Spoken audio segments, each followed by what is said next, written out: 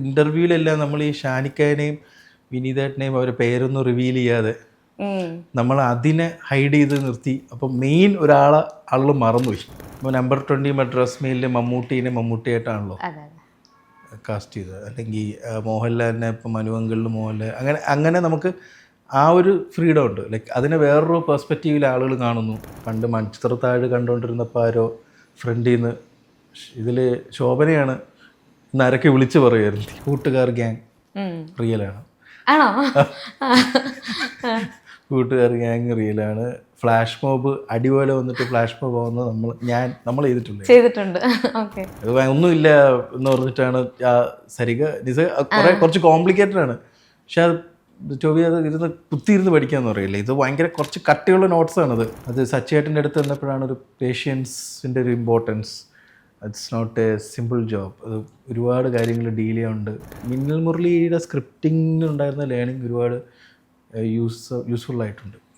ആ ഒരു റൈറ്റർ ആയതുകൊണ്ടുള്ളൊരു ഗുണം ഡയറക്ഷനിൽ വരുമ്പോൾ നമുക്ക് ഒരുപാട് ഹെൽപ്ഫുള്ളായിട്ട് വന്നിട്ടുണ്ട്. സെക്കൻഡ് ഹാഫിൽ ആ ഒരു ബസ്സിൻ്റെ മുന്നിലിരിക്കുന്ന സാങ്കുട്ടി, അച്ഛൻ ഫോട്ടോസ്റ്റാറ്റ് ഇടുന്ന അച്ഛനും ചേട്ടനും ബസ്സിൻ്റെ മുന്നിൽ, ഇതിൻ്റെ ഇൻ്റർകട്ട് ചെയ്തത് ചമനാണ്. എൻ്റെ വീട്ടിൽ നിന്ന് കൂടെ ഉള്ളത് സംവിധായകൻ അരുൺ അനിരുദ്ധനാണ്. വെൽക്കം അരുൺ ചേട്ടാ. സോ ഇപ്പം ഫസ്റ്റ് മൂവി തന്നെ, ഫസ്റ്റ് ഡയറക്ഷൻ ഇപ്പം 50 കോടിയൊക്കെ ക്രോസ് ചെയ്തിട്ട് ഇങ്ങനെ നിൽക്കുന്നുണ്ട്. അപ്പോൾ ആദ്യ സിനിമ തന്നെ ഇത്രയും ഒരു കൊമേഴ്ഷ്യൽ രീതിയിൽ തന്നെ എടുത്ത് ഒരു കൊമേഴ്ഷ്യൽ സൂപ്പർ ഹിറ്റിലേക്ക് എത്തി നിൽക്കുന്ന ഈ ഒരു അവസരത്തിൽ എന്താണ് ചേട്ടൻ്റെ ഒരു മൈൻഡ് സെറ്റ്? ഇപ്പം എങ്ങനെയുണ്ട്? ഒരുപാട് സന്തോഷമുണ്ട്.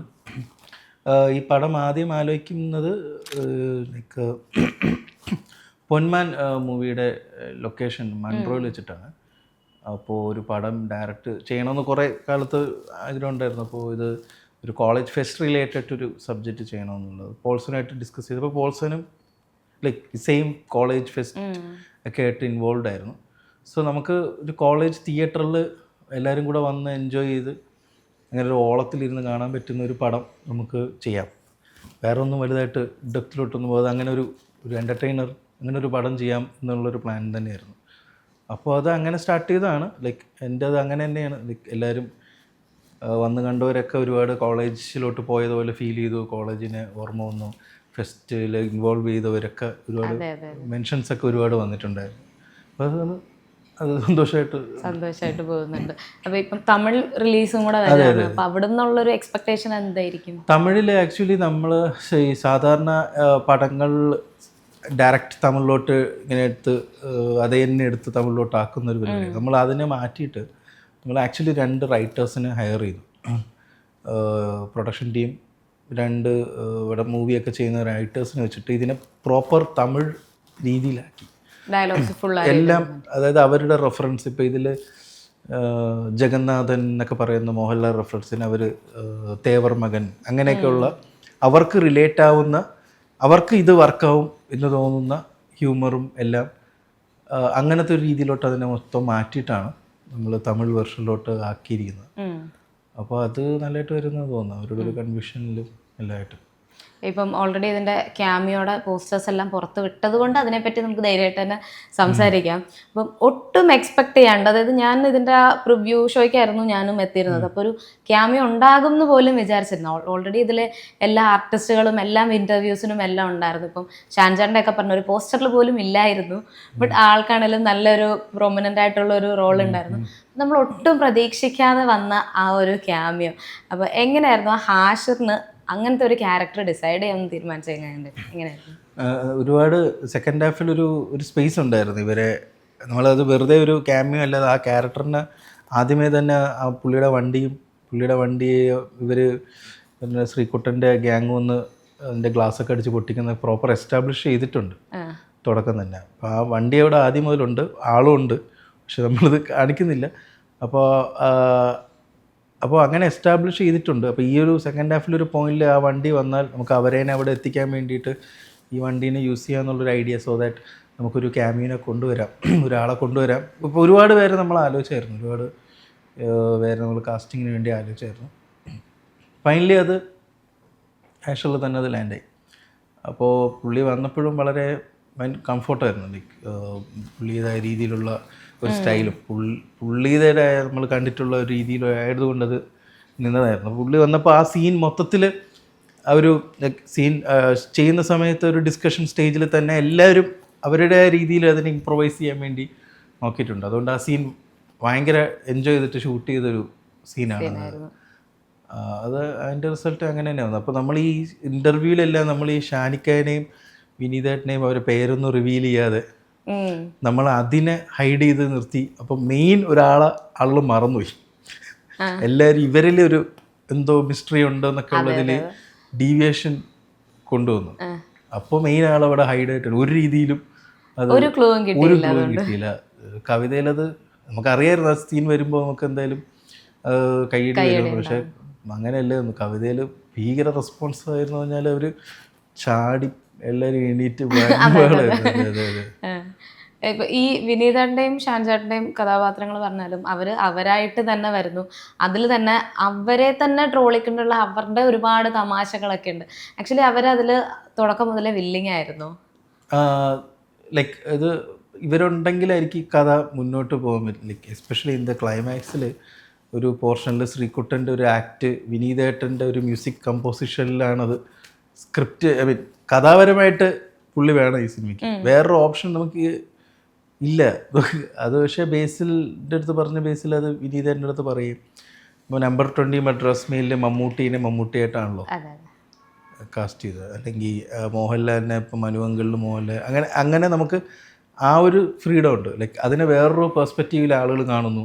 ഇവർ തന്നെ ഒരു ക്യാരക്ടർ ആവാതെ ശരിക്കും വിനീത് ശ്രീനിവാസനായിട്ട് കാണുന്നു. അപ്പോൾ ഒരു ഫോർത്ത് വാൾ ബ്രേക്കിംഗ് സ്പേസ് ഉണ്ട്. അതിൻ്റെ ഒരു വേറൊരു പെർസ്പെക്റ്റീവ് കിട്ടും. സോ ദാറ്റ് വിനീതേട്ടൻ ഒറ്റയ്ക്കായിട്ട് കാര്യമില്ല. പുള്ളിയുടെ വിഷമങ്ങൾ പറയാനും ഒന്ന് ഗിവ് ആൻഡ് ടേക്കിന് വേണ്ടി നമുക്ക് ഷാൻ റഹ്മാനും കൂടെ വയ്ക്കാം. അങ്ങനെ ഷാൻ റഹ്മാൻ വരുന്നു. അവർ തമ്മിലൊരു ഗിവ് ആൻഡ് ടേക്ക് പരിപാടി. ഇപ്പോൾ അവിടെ നോക്കിക്കഴിഞ്ഞാൽ അവിടെ വിനീതേട്ടനും ഷാൻ റഹ്മാനും, ഇവിടെ ബേസിലും ഷെൽവിനും, അങ്ങനെ ഒരു ഗിവ് ആൻഡ് ടേക്ക് മൊത്തത്തിൽ ഹ്യൂമർ രീതിയിലൊക്കെ കൊണ്ടുവന്നു. ഇപ്പോൾ ഈ ക്യാമിയോടെ പറഞ്ഞപ്പോൾ തന്നെ ഇത് ഈ ക്യാരക്ടർ പോസ്റ്റർ പുറത്ത് വരുന്നതിന് മുൻപ് തന്നെ സോഷ്യൽ മീഡിയയിൽ തന്നെ കുറേ ഇങ്ങനെ അതിൻ്റെ വീഡിയോസ് എല്ലാം വരുന്നുണ്ടായി. യൂട്യൂബിലും ഇൻസ്റ്റാഗ്രാമിലായിട്ടൊക്കെ കുറേ വരുന്നുണ്ടായിരുന്നു. ഇപ്പം ഫസ്റ്റ് ഡേ ഞാൻ സിനിമ കണ്ടിട്ട് നമുക്കറിയാം ഇത് കാണാത്തവരോട് പറയാതിരിക്കുന്നതിൻ്റെ ഒരു ബുദ്ധിമുട്ടറിയാം. പക്ഷെ നമ്മൾ അവർക്ക് ആ ഒരു സർപ്രൈസ് പൊളിക്കാൻ പാടില്ല എന്നുള്ളതുകൊണ്ട് മാത്രം പറയാണ്ടിരുന്നു.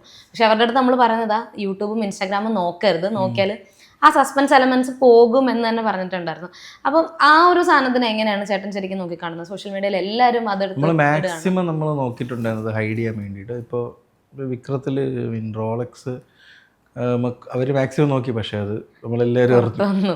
അത് തന്നെയായിരുന്നു പടത്തിൻ്റെ മെയിൻ അവസാനം വന്നത്. ലൈക്ക് അതിൻ്റെ ഒരു എൻട്രിയും പരിപാടിയും തന്നെ. അതേപോലെ ലൈക്ക് ഇതിൽ മാക്സിമം നമ്മൾ ഹൈഡ് ചെയ്യാനും ഒരുപാട് രീതിയിലൊക്കെ പറഞ്ഞു. പക്ഷേ അത് നമ്മളെ കയ്യിൽ നിൽക്കണം. അത് ആ ടൈമിൽ നമുക്ക് എത്രയെന്ന് പറഞ്ഞാൽ കൺട്രോൾ ചെയ്യാൻ പറ്റും. അത് ഇപ്പം എനിക്കൊന്ന് പല സംവിധായകർക്കും പ്രൊഡ്യൂസേഴ്സിനും ആക്ടേഴ്സിനും എല്ലാം ഉള്ളൊരു പേടിയാണ്. ഇപ്പം ദൃശ്യം ഇറങ്ങിയിട്ട് ഇതുവരെയായിട്ട് എനിക്ക് കാണാൻ പറ്റിയില്ല. ഞാനതുകൊണ്ട് സോഷ്യൽ മീഡിയ ഇപ്പം നോക്കുന്നില്ല, എന്തെങ്കിലും സ്പോയിലേഴ്സ് വരുമോ എന്നുള്ളത്.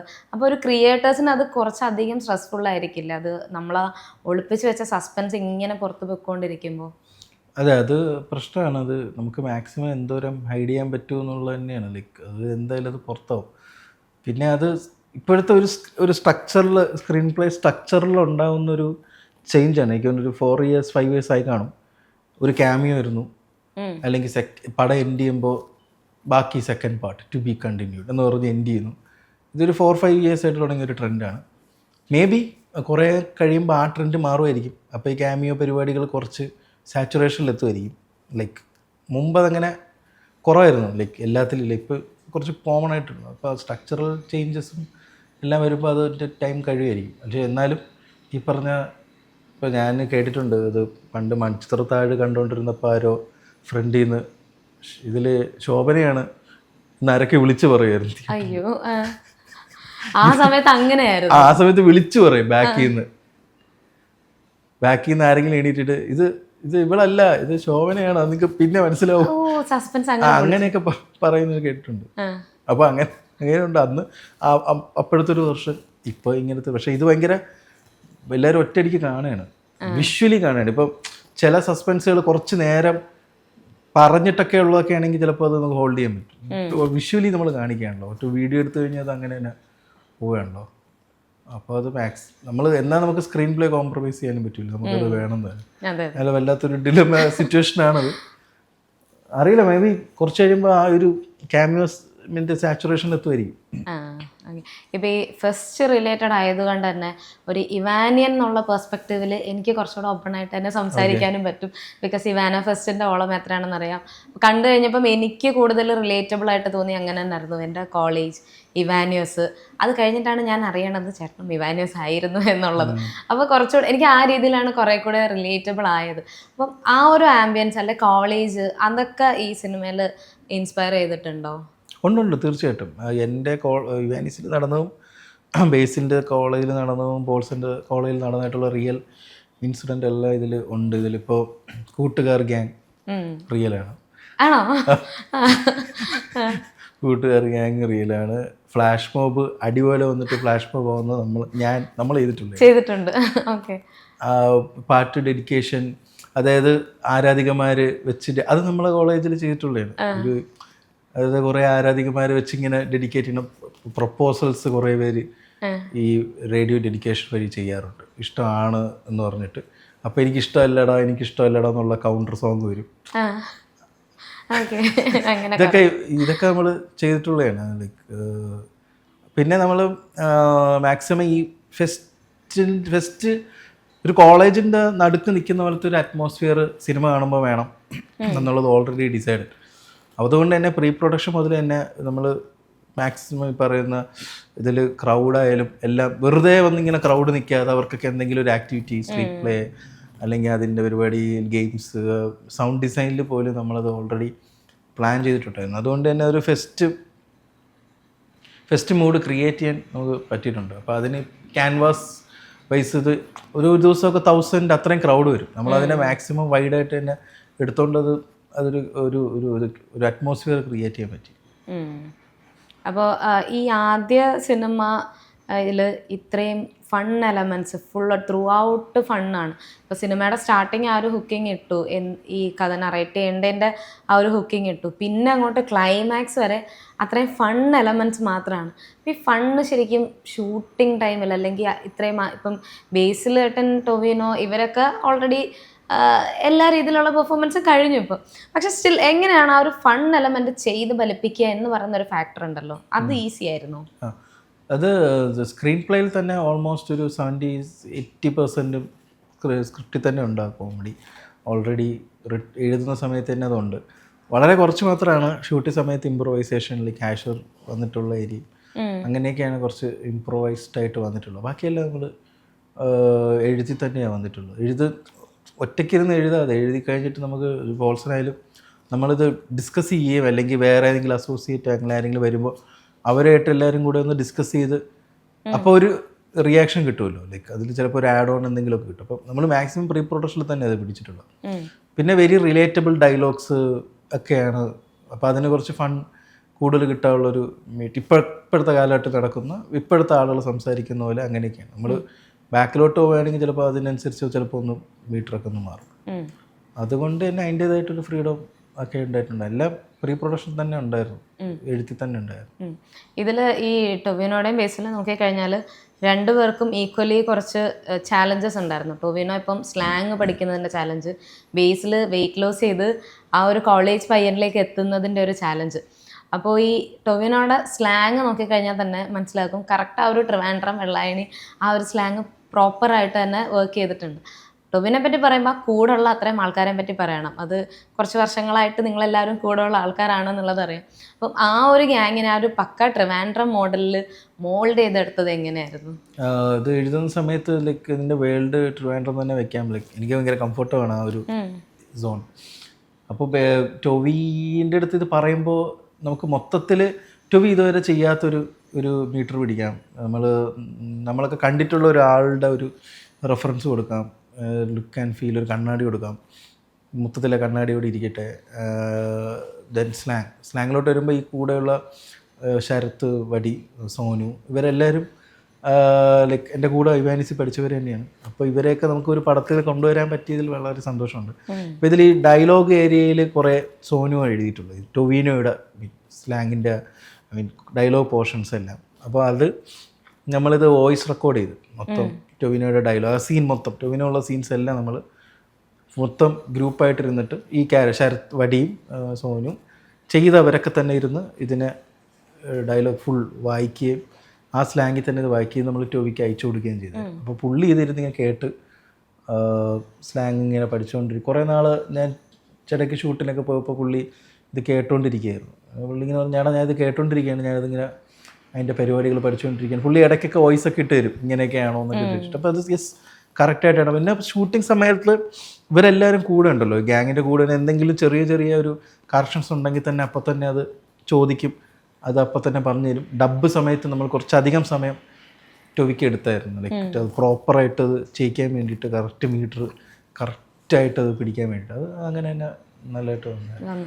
ഈ ടൊവിന് അതുപോലെ പാട്ട് പാടുന്നതും നമ്മൾ ആദ്യമായിട്ടാണ് കാണുന്നത്. അപ്പോൾ ടോവി ചേട്ടനെ കൊണ്ട് തന്നെ പാടിക്കാം എന്നുള്ളൊരു തീരുമാനം അങ്ങനെ തന്നെ ഉണ്ടായിരുന്നു. അതെ അതെ, ഞാൻ ഓൾറെഡി പറഞ്ഞിട്ടുണ്ടായിരുന്നു പാട്ടും ഡാൻസും ഉണ്ടെന്ന്. അപ്പോൾ അത് പാട്ട് എങ്ങനെ പുള്ളിക്ക് അത് പാടാനുള്ളൊരു, ഞാനത് ഇങ്ങനെ ശരിയാവുമോ എന്നൊക്കെ ഉള്ളൊരു ഡൗട്ട്. പിന്നെ വിഷ്ണു വിളിക്കുന്നു, വിഷ്ണു പറഞ്ഞു കൊടുക്കുന്നു, ഈസിയാണ്, അത് ഒന്നുമില്ല എന്ന് പറഞ്ഞിട്ടാണ് സരിക നിസ കുറച്ച് കോംപ്ലിക്കേറ്റഡ് ആണ്. പക്ഷെ അത് ടോവി അത് ഇരുന്ന് കുത്തിയിരുന്ന് പഠിക്കാന്ന് പറയില്ല, ഇത് ഭയങ്കര കുറച്ച് കട്ടിയുള്ള നോട്ട്സാണത്. അത് വിചാരിക്കണ പോലെയല്ല, ആ നോട്ട്സൊക്കെ ഇരുന്ന് പഠിച്ച് അവസാനം അത് മീറ്ററിൽ നല്ലതായിട്ട് അത് ചെയ്തു. അത് ഇതിൻ്റെ പഠിച്ചെടുത്ത് തന്നെയാണ് അത് നോട്ട്സ്. ഓക്കെ, പ്രൊഡക്ഷൻ സൈഡിലേക്ക് വരുമ്പം 2 പുതിയതായിട്ടുള്ള പ്രൊഡ്യൂസേഴ്സ് ഓൾറെഡി ബേസിൽ നമുക്കറിയാം ആക്ടറായിട്ട് വന്നിട്ടുള്ള ഫസ്റ്റ് പ്രൊഡക്ഷൻ, അനന്തു സൈലത്തിലൂടെ വന്നിട്ടുള്ള ഫസ്റ്റ് പ്രൊഡക്ഷൻ. അപ്പം ഈ 2 പ്രൊഡ്യൂസേഴ്സ് ഒരുമിച്ച് വന്നപ്പോൾ എങ്ങനെ ഉണ്ടായിരുന്നു? നമുക്കിപ്പോൾ പടത്തിൽ ആവശ്യമായിട്ടുള്ള എല്ലാം വാട്ടെവർ അതിന് ഒരു കോംപ്രമൈസും ഇല്ലാതെ അവർ ഇപ്പോൾ തന്നിട്ടുണ്ട്. ഇപ്പോൾ ക്ലൈമാക്സിലിപ്പോൾ വെറുതെ ഇങ്ങനെ വരുന്നു, ഇപ്പോൾ 2000 പേരൊക്കെ വന്നാൽ ശരിക്കും 2000 പേര് വന്നു ക്ലൈമാക്സ്, അവസാന ക്ലൈമാക്സിൽ. അപ്പോൾ അത് ഇറ്റ്സ് നോട്ട് ഈസി. അത് ജൂനിയേഴ്സിനെ കോർഡിനേറ്റ് ചെയ്ത ഉള്ളിയായാലും പറഞ്ഞത് ഞാൻ ആദ്യമായിട്ടാണ് ഇത്രയും കോളേജ് സ്റ്റുഡൻസിൻ്റെ ഒരു സിനിമയിൽ കൊണ്ടുവരുന്നത്. അത് ബേസിലിൻ്റെ ധാരണ ഉണ്ടായിരുന്നു, അതായത് ഈ ഫെസ്റ്റ് പുള്ളിക്കും കൂടെ അറിയാമെന്നുള്ളതാണ്. ഫെസ്റ്റ് സമയത്ത് നമ്മളൊരു ഷോട്ട് വയ്ക്കുമ്പോൾ അതിൽ ക്രൗഡ് ഇല്ലെങ്കിൽ അത് ഭയങ്കരമായിട്ടത് അറിയാൻ പറ്റും. അതുകൊണ്ട് അത് വേണം, ആ സീനുകളിലെല്ലാം പ്രോപ്പറായിട്ട് എന്താണ് വേണ്ടതെന്ന് വെച്ചാൽ അതെല്ലാം അത് വേണമെന്നുള്ള പ്രോപ്പർ ഇൻസ്ട്രക്ഷൻസ് ഉണ്ടായിരുന്നു. അത് അങ്ങനെ തന്നെ ഉണ്ടായിരുന്നു. അത് ഈ പടത്തിൻ്റെ ഏറ്റവും ബഡ്ജറ്റ് കൂടിയത് ആ ഒരു സ്പേസിനാണ്. ക്രൗഡ് ഡെയിലി ക്രൗഡ് നമുക്കുണ്ട്. ജൂനിയേഴ്സ് ഡെയിലി നമുക്ക് എങ്ങനെ പോയാലും 300 മിനിമം ജൂനിയേഴ്സ് ഉണ്ട് ഒരു ദിവസം. കുറഞ്ഞിട്ടില്ല, നമുക്ക് ജൂനിയേഴ്സ് ഇല്ലാത്ത സീനൊന്നും ഇല്ല. എനിക്കൊന്ന് വീട്ടിലെ സീൻ എന്തൊക്കെയുള്ളൂ, അല്ലാതെയൊക്കെ എല്ലാ സീനിലും നമുക്ക് 300 മിനിമം വെച്ച് വരും. 1800 ഒക്കെയാണ് ഒരു ആവറേജ് വരുന്നത് ഒരു ദിവസം. അത്രയും രാവിലെ അത്രയും പേരെ വന്ന് അസിസ്റ്റൻറ്റ് ഡയറക്ടേഴ്സൊക്കെ നന്നായിട്ട് അതിന് വേണ്ടി നമ്മൾ പ്രീ പ്രൊഡക്ഷനിൽ തന്നെ എല്ലാവരും വർക്ക് ചെയ്തിട്ടുണ്ടായിരുന്നു. അപ്പോൾ അത് ലൈക്ക് ഇവരുടെ സൈഡിൽ നിന്ന് അങ്ങനെ ഒരു ഫുൾ സപ്പോർട്ട് തന്നെ ഉണ്ടായിരുന്നു പ്രൊഡക്ഷൻ സൈഡിൽ നിന്ന്. ഇപ്പോൾ ഈ ഡയറക്ഷനിലേക്ക് എത്തിയതിൻ്റെ ഒരു ജേർണി ഉണ്ട്. ഇപ്പോൾ അസിസ്റ്റൻറ്റ് ഡയറക്ടറായി, കോ റൈറ്ററായി, അവിടുന്ന് ഒരു ഡയറക്ഷനിലേക്ക് തിരിയുന്നു. അപ്പോൾ ആ ഒരു ജേർണി ഉണ്ടല്ലോ, ഇപ്പം ഡയറക്റ്റ് സംവിധാനത്തിലേക്ക് വന്നവരുണ്ട്, അസിസ്റ്റ് ചെയ്തിട്ടും സ്ക്രിപ്റ്റ് എഴുതിയിട്ടും വന്നവരുണ്ട്. അപ്പം ഇതുവരെ ഇപ്പം അരുൺ ചേട്ടൻ വന്ന ആ ഒരു വഴിയിൽ എത്രത്തോളം ലെസൺസ് ആണ് ഇപ്പം കുറേ ആൾക്കാർ, ഇപ്പോൾ ഖാലിദ് റഹ്മാൻ, സച്ചി സാറ്, ബേസിലേട്ടൻ, ഇവരുടെ ഒക്കെ കൂടെ വർക്ക് ചെയ്ത് വന്നിട്ടുള്ള ആ ഒരു എക്സ്പീരിയൻസ് ശരിക്കും എത്രത്തോളം ഹെൽപ്പ് ചെയ്തിട്ടുണ്ട്? ലൈക്ക് ഒരുപാട്. ആദ്യം എനിക്ക് ഷോർട്ട് ഫിലിം കോളേജ് ആ ഒരു ടൈമിൽ ഷോർട്ട് ഫിലിം ചെയ്യുന്ന സമയത്ത് ഇത് പെട്ടെന്ന് ഡയറക്ടർ ആവണം എന്നുള്ളത്, എത്രയും പെട്ടെന്ന് ഫിലിം ഡയറക്ടർ ആയാലേ പറ്റൂ എന്നുള്ളൊരു ഇതായിരുന്നു. ഇതൊക്കെ മതി, ഷോർട്ട് ഫിലിമൊക്കെ മതി, ഇനി നമുക്ക് പടം ചെയ്യാം എന്നുള്ള. ബട്ട് അത് സച്ചേട്ടൻ്റെ അടുത്ത് വന്നപ്പോഴാണ് ഒരു പേഷ്യൻസിൻ്റെ ഒരു importance. It's not a simple job, അത് ഒരുപാട് കാര്യങ്ങൾ ഡീൽ ചെയ്യാനുണ്ട്.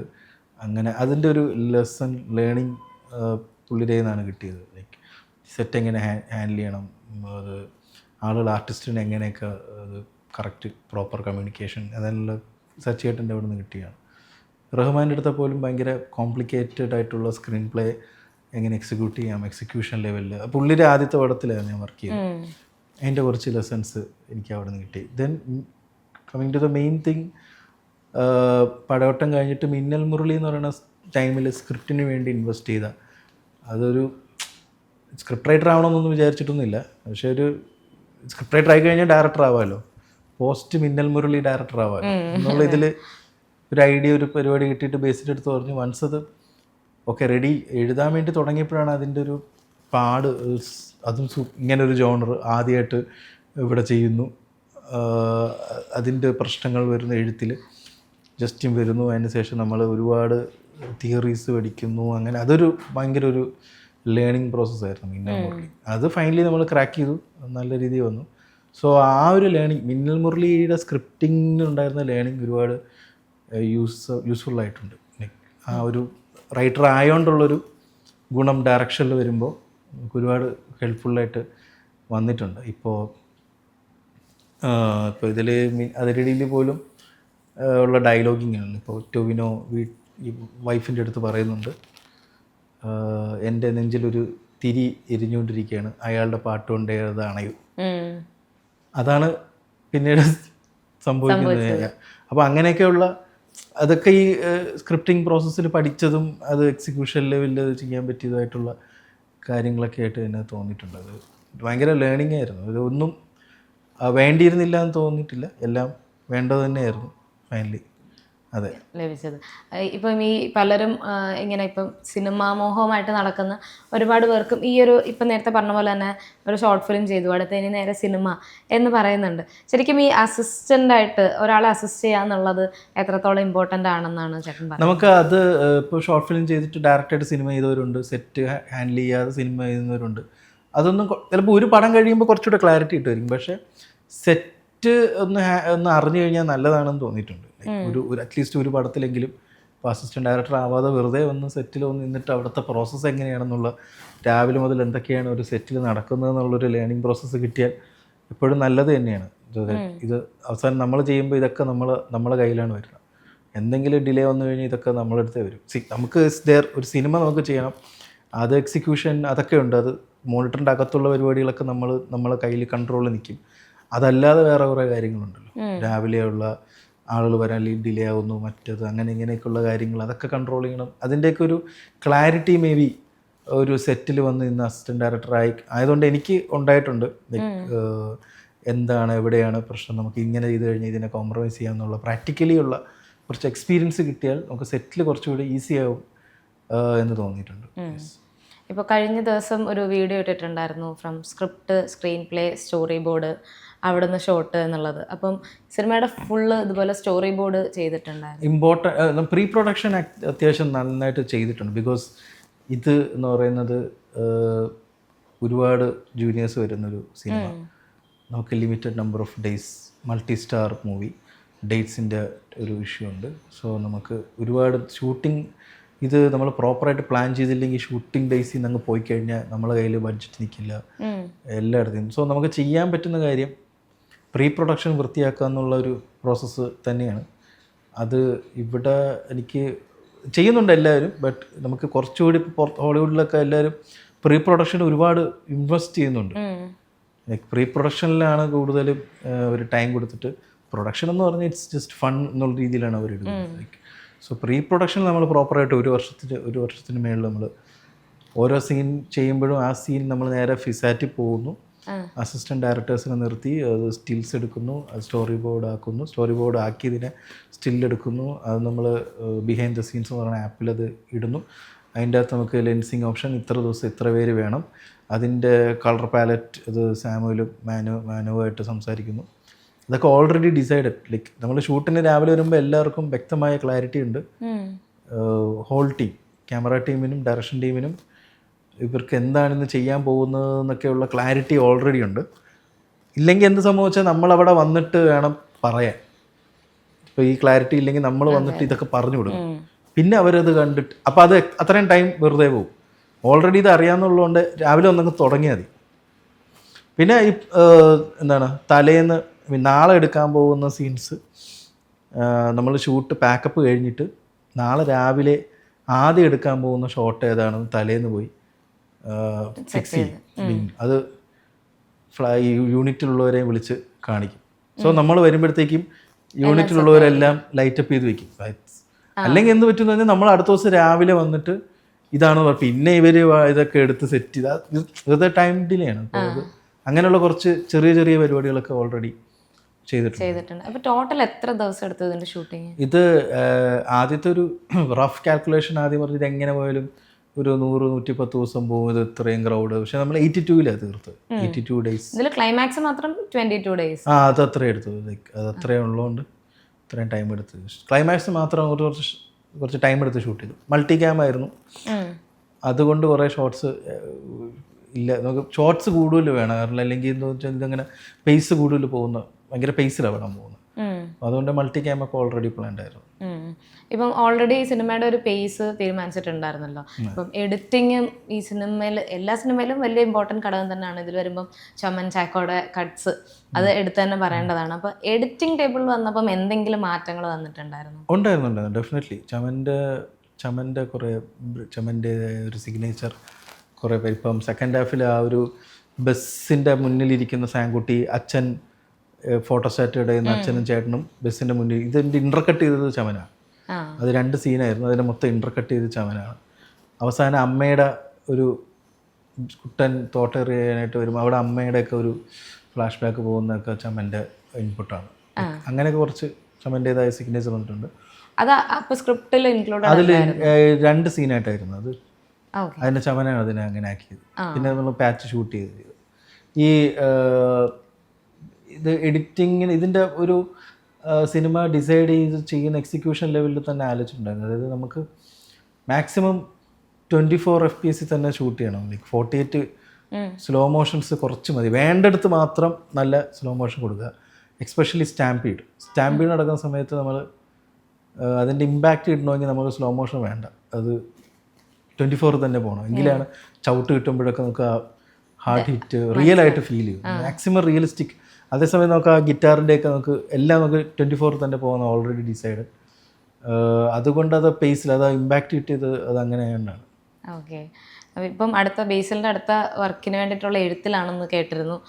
എന്താണ് അടുത്ത പരിപാടികളപ്പോൾ വരുന്നത്? ബേസിലിൻ്റെ അടുത്ത പരിപാടി ഒന്നും ഡിസ്ക്ലോസ് ചെയ്യാനുള്ള ഒരു സ്പേസ് ഇല്ല, പക്ഷേ അതൊരു വലിയ പരിപാടിയാണ് ബേസിൽ ഡയറക്റ്റ് ചെയ്യണത്.